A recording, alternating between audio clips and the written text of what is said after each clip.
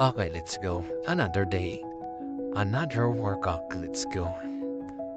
Wala tayong magawa kaya workout tayo ngayong araw.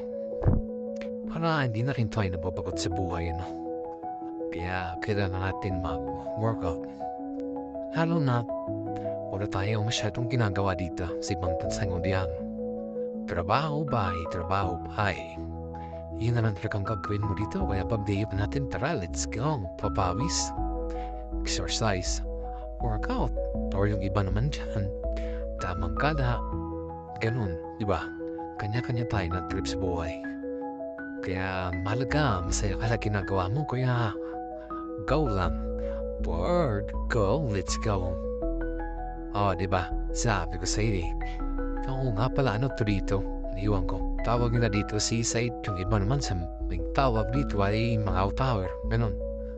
Tsaka medyo mahaba-haba rin na ikotin to dito. Makadalawang ikot ka isang ikot. Pwede na. Mapagpawisan ka lang. Ganun. Basta, takbo-takbo lang. Huwag mong isipin. Tuloy-tuloy lang. Ganun. Tapos yung mga dalawang ikot, okay na yan. Pahinga. Tapos, another day ulit. Okay. Peace out. Bye-bye.